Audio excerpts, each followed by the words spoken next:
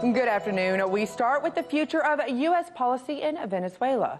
As President Donald Trump meets with Colombian President Ivan Duque, the House Foreign Affairs Committee is grilling the U.S. Special Envoy for Venezuela on Capitol Hill. RT correspondent Dan Cohen has been following this story and has all of the latest. Dan? Well, Scotty, the spotlight was on State Department officials and Special Envoy to Venezuela Elliott Abrams in particular as they testified about the ongoing attempt to oust Venezuelan President Nicolas Maduro.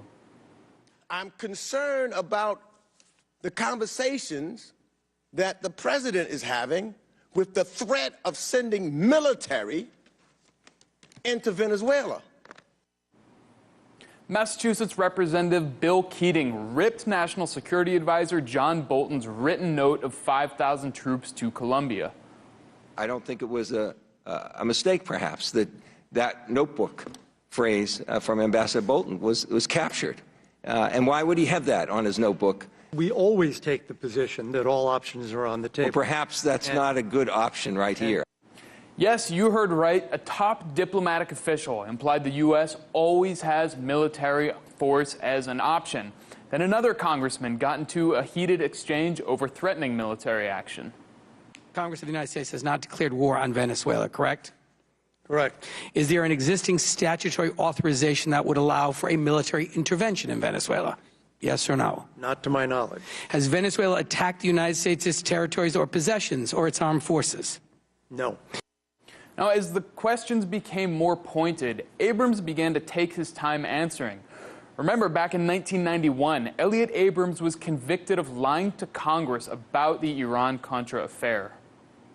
Has the administration increased troop deployments to countries including Colombia, neighboring Venezuela, at any point in the last month? Don't believe so. Is anyone at the White House, the National Security Council, Department of Defense, or any other agency making plans for U.S. military engagement in Venezuela? That's a question I can't answer. I know of no such planning. Will you pledge that the Trump administration will not take any military action regarding Venezuela without consulting with Congress in accordance with the War Powers Act? I don't know that I can answer that question, Mr. Cicilline. But it was freshman Representative Ilhan Omar who questioned Abrams the hardest. After reminding the hearing of his criminal conviction, Omar asked Abrams about the massacre of El Mozote in El Salvador, in which U.S.-backed forces killed more than 800 men, women, and children, some of whose remains are still being uncovered today.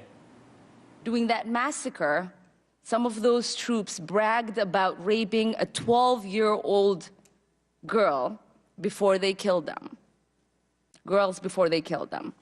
You later said that the U.S. policy in El Salvador was a fabulous achievement. Do you think that massacre was a fabulous achievement that happened under our watch? That is a ridiculous question, and I yes or no? No. I will take that as a yes. I am not going to respond to that kind of personal attack, which is not a question.